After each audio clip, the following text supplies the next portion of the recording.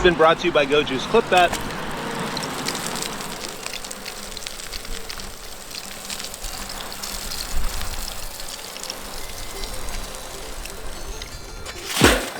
Hey, what's up? It's Terry B. I thought I'd make a quick update on my Affinity Low Pro. There have been some changes to the build, and I want to discuss them briefly with everybody.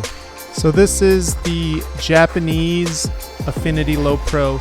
It is drilled for brakes and has internal routing. So this is a track bike that I have made single speed, but they run them with brakes in Japan, so no harm, no foul. Those of you who know, I film a lot of the hotlines on a single speed, not a fixed gear, and this is the bike that I shoot a majority of the hotlines on. Now please just give me a break on how dirty the bike is. It's winter here in New York City, and it is really hard to keep your bike clean when you are riding it daily. Now the first thing I want to talk about is the fork. I swapped out the original fork, which was steel, with this wound up that has a steel steer tube and carbon fiber legs. Now these forks are really cool. I've had one on my last bike, and I really love the way it looks on the bike. And the next thing I want to talk about is the cockpit here. Everything is decked out in Thompson. As you can see, those are Thompson titanium flat bars with Shimano levers, and I also got a Thompson stem under there. And the stem is 130 millimeter, and it's a 4-bolt pattern.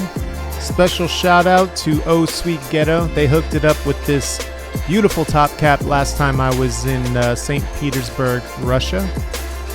The next thing that I want to talk about is the Spur Cycle bell, and yes, I do have it mounted in reverse. I just think it helps protect the bell when the bike is locked up.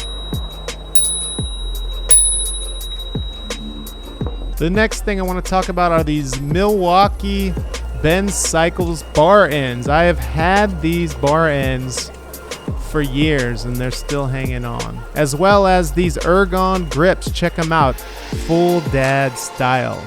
Now the question I get the most is, what phone mount do I have to work the chat for Twitch on my bike? Well, it's a quad lock, and I have a custom magnetic charger and phone carrier that's connected to my stem. One simple push of that blue button and your phone unlocks.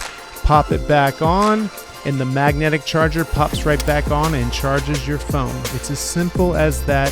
Super easy. Keeps the chat where you need to see it, in front of you. Here's how you customize the quad lock. It's pretty easy. You want to remove these screws out of the front mount. That's the Wahoo holder and the GoPro mount. And then get a drill out the center. I'm not sure of the screw size, but just try a few different bits. Drill it out. Pop the quad lock on top with the screw it came with. Then go to the hardware store and get a nut that will fit that screw and tighten it down. Put your phone on, voila, you're good to go. Now back to the bicycle. For the saddle, I'm using a Physique Argo. It's kind of like the Specialized Power Saddle. It's short and perfect. And for the seat post, it's just more Thompson. A Thompson tie seat post and a Thompson seat post clamp. For the drivetrain, I'm running SRAM Omniums. These are 172.5s, as well as a 50-tooth Sagino Zen Messenger chainring. And on the back, I'm running a White Industries 17-tooth freewheel. For the chain, I have no idea. Maybe it's a KMC, but that thing needs to be replaced. It is really gross. For pedals, I'm using the 1-Up plastic pedals. They have really good grip and a super wide stance. Normally I run a black pedal, but all they had left were blue. As I mentioned before, this is a single speed, so I am running brakes on it. These are some old brakes from my road bike. These are some SRAM red brakes. I'm not really sure what year. They're much older, but they work well, and as you can see, they are really, really dirty. Under the brakes, you can see my new favorite item, my fenders. These are SKS Raceblade Pro XLs, and I love these fenders. They are so nice because they come off and on the bike simply and easily with these detachable little rubber guys. And this is how you do it. You simply pop it off, 1 and 2, and the fender comes right off. Super easy. And when you want to put them back on, You gotta line it up. This part can get a little more tricky, but you need to put it in the same spot you had it before. You pop the rubber gaskets back on and you're ready to rock and roll on those rainy days. The one other thing I forgot to mention is the little rubber flap here on the bottom of the fender. It really helps keep your feet dry on a ride when it's raining. Now, the most obvious thing that you guys have probably seen, what the heck is that thing in the middle of the bike? Well, that is a frame bag made by the guys at Fairweather. And they made this specifically for the Low Pro. And what do I keep in it?